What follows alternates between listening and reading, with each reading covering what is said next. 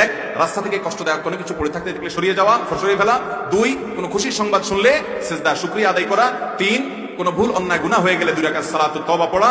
4, কোনো ভুল হয়ে গেলে একটু দান দক্ষিণা করে প্রায়শ্চিত্ত করা, মুখে শুধু তওবা না কিছু দানও করা। 5, কোন একটা মজলিসে বসে আছেন, কোথাও বেশি আছেন, বেশি বেশি কোনো ফাঁকে ফাঁকে ইস্তেগফার পড়া, আস্তাগফিরুল্লাহ অতবা পড়া, পিলে পড়া। 6, ওসিয়ত লেখার মতো কিছু থাকলে পরিবার পরিজনকে সম্বোধন করে ওসিয়তনামা লিখে রাখা, মৃত্যুর আগে আগে, প্রয়োজনে কদিন পর আপডেট করবেন।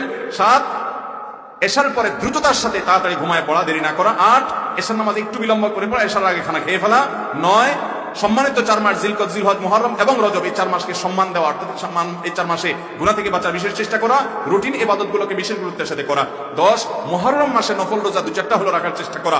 11, বৃষ্টি হলে মাঝে মধ্যে গায়ে একটু বৃষ্টির পানি লাগানো। 12, মসজিদে ঢোকার পর 2 রাকাত নামাজ পড়া, ওযু করার পর 2 রাকাত নামাজ, তাহিয়াতুল ওযু, তাহিয়াতুল মসজিদ পড়া। 13, ব্যবসায়ীরা কোনো কিছু বেচার পরে ফেরত নেওয়া, আল্লাহকে খুশি করার জন্য, এটা সুন্নাহ হারিয়ে যাওয়া। 14, সালাম শুধু পরিচিতদেরকে না দিয়ে বরং পরিচিত দেওয়া, পাশাপাশি অপরিচিত অচেনা মানুষকেও কি দেওয়া, সালাম দেওয়া। 15 নম্বর হলো মিসওয়াক বেশি বেশি করা, অধিক পরিমাণে করা, একটু পর পর মিসওয়াক করতে থাকা। 16 নম্বর হলো আজানের জবাব দেওয়া, মুয়াজ্জিন যে আজান দিবেন সেটার জবাব দিতে থাকা। 17 নম্বর হলো তাহাজ্জুদের নামাজ আদায় করা, মাঝে মধ্যে হলেও ভোর রাতে তাহাজ্জুদের নামাজ অন্তত পড়া। আর ভোর রাতে পড়তে না পারলে এশার পরে হলো 2 রাকাত করে তাহাজ্জুদের নিয়তে পড়ে ফেলবেন, সেটাতেও আপনি সওয়াব পাবেন। 18 নম্বর হলো সালাতুদ দুহা বা চাশতের নামাজ আদায় করা। 19 নম্বর হলো যে কোনো কাজ করবেন পরামর্শ করে করা। 20 নম্বর হলো বাসা থেকে দূরে কোথাও যাওয়ার সময় 2 রাকাত নামাজ পড়া।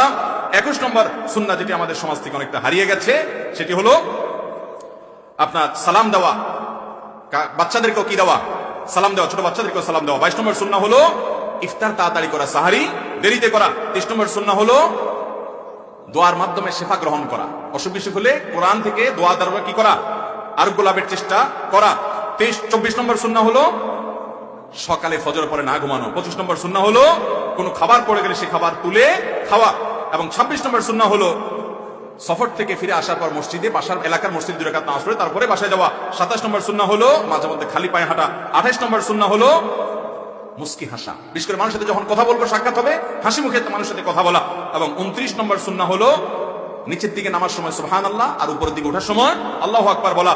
আর 30 নম্বর সুন্নাহ হলো কাউকে ভালোবাসলে তাকে গিয়ে বলে দেওয়া যে আপনাকে আমি আল্লাহর জন্য ভালোবাসি, তাকে শুনাই দেওয়া সুন্নাহ।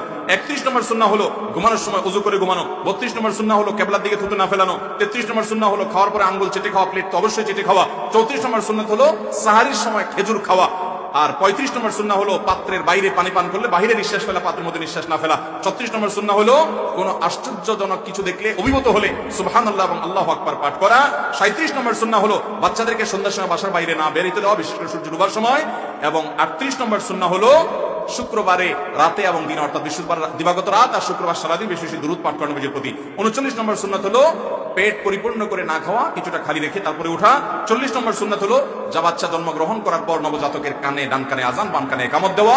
এর বাইরে আরো বলেছি চান্দ্র মাসের 13, 14, 15 এই দিনগুলোতে কি করা, রোজা রাখা, আরো সুন্নতের কথা বলেছি। আল্লাহ রাব্বুল আলামিন এই হারানো সুন্নতের সবগুলো সুন্নতকে আমাদেরকে আমল করা, আমাদের পরিবারের মধ্যে প্রতিষ্ঠিত করা, সমাজের মধ্যে প্রতিষ্ঠিত করা, সর্বত্র প্রচার করার তৌফিক দান করুন।